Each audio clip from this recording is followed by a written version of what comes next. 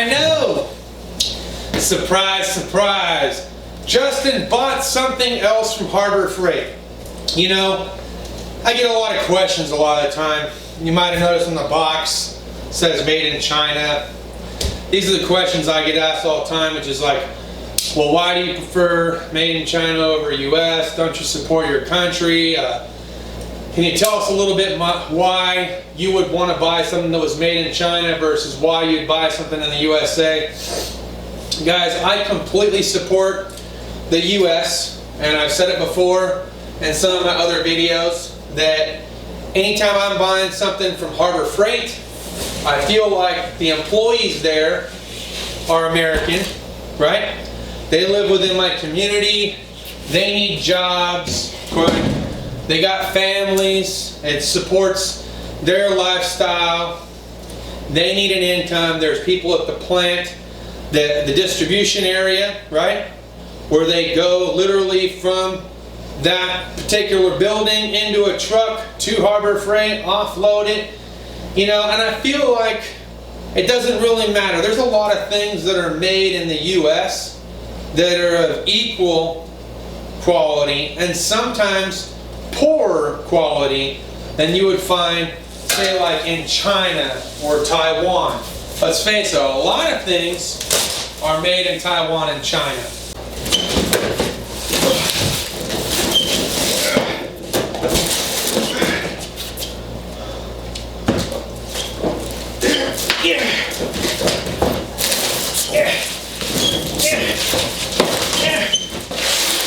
These are just my thoughts and my opinions, you know?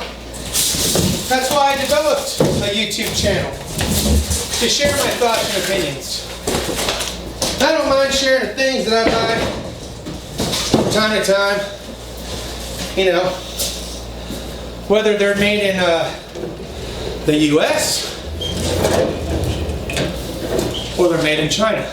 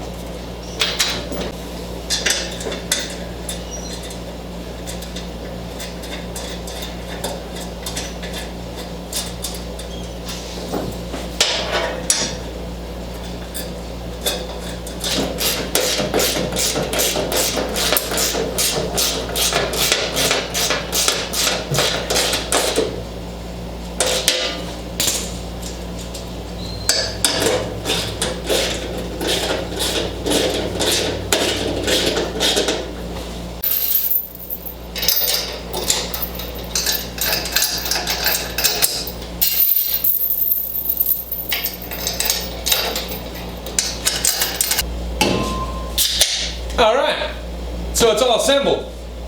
Snap-on welding station. All yours for $1,400. Let's see what it's all about. Let's Vanna White it, if you will. So on the inside, we got a nice little storage compartment.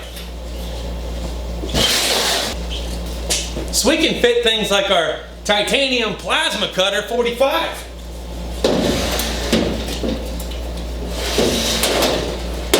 Nice.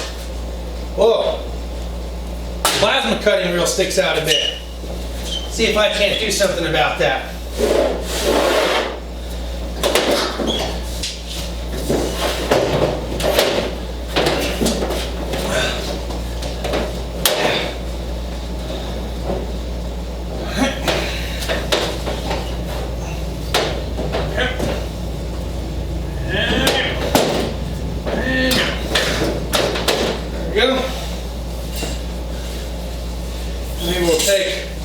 Our ground and our plasma cutter itself, and wrap them around like so. Back.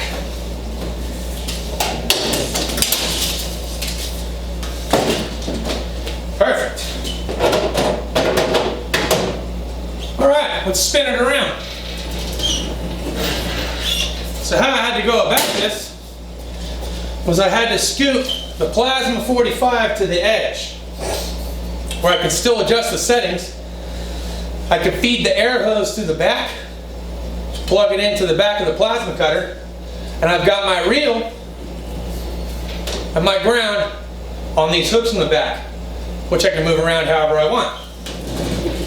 You also might have noticed that it came with this interesting beer opening plate. It's not what it's meant for. I can actually take the vise off of our little vise stand that we picked up from Harbor Freight, line up the holes, drill the holes, throw the bolts in, and now I got a stable platform so I can put things in a bench mounted vise, which is nice and secure by this little tightening deal here on the side. The other thing that we're going to have to try to think about if we want to do is I can put my welder down here, and I can put two big tanks on the end. So whether I'm running an argon or I'm running an oxyacetylene set, I can put the oxyacetylene tanks here on the side, have everything already ready to set up and rock and roll, or I could put, again, my argon tank over here, leave the other one blank, and then go ahead and do it to it. The fun and interesting part here would be is how I would actually go about doing that, because my little argon tank that I have right now is super small. So because of the type of welding that I do, and half of it being outdoors, half of it being here in the garage, I think we're going to leave our little Harbor Freight mobile stand that we have it on in the back, like so. But it's pretty cool that we have the plasma cutter stored down here, and maybe later down the road at one point in time, maybe I decide to get a bigger argon tank, and then in which case I'll set it up and show you guys later. A couple of neat little features that it has. Top drawer, nice smooth padded inliner. It's got a couple of side drawers for extra storage, also with the nice foam pad inliners. Even the bottom one. One thing I like about this is the foam inliner is not all bunched up, right? And it's actually a nice pad that's actually form fitted and fits in there. However, okay, I've already told you guys in the past, don't do the wiggle test.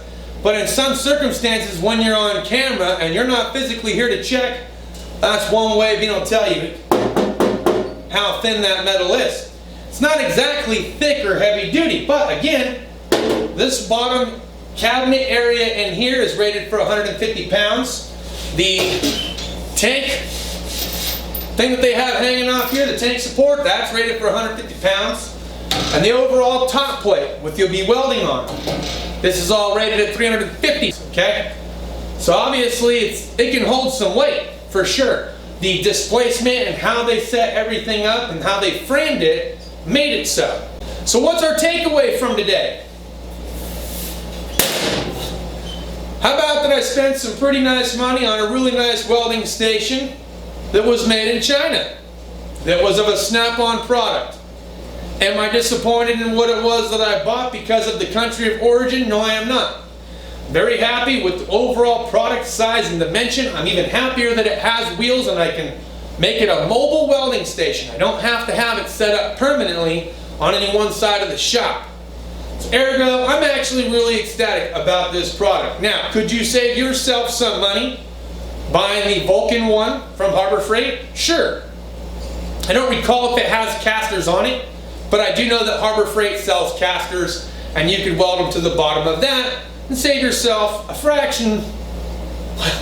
You could save yourself a lot of money if you did it that way. Now, if you should decide to go out to your local Snap-on rep, I have not personally seen any of these really on the internet, so I can tell you I was more than curious to see what this product looked like and if I was going to like it. But in order to do so, I had to commit to buy it, and so I did.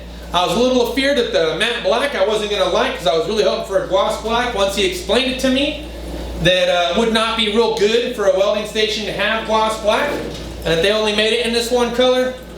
Rock and roll. I took it, and you know what? Even for a gloss black, it's pretty, man. It's pretty. So that's all I got for this video. Guys, it doesn't matter to me whether or not it was manufactured in China, shipped to the US, and distributed through the US to companies that work and own stores in the US that sell them to US citizens. Does not bother me if it's made in Taiwan, ships to the US, is distributed by the US, and is sold by a US store to a US citizen. Because everybody has to work, and everybody has to make money. Some items cost more than others. Doesn't matter where they come from.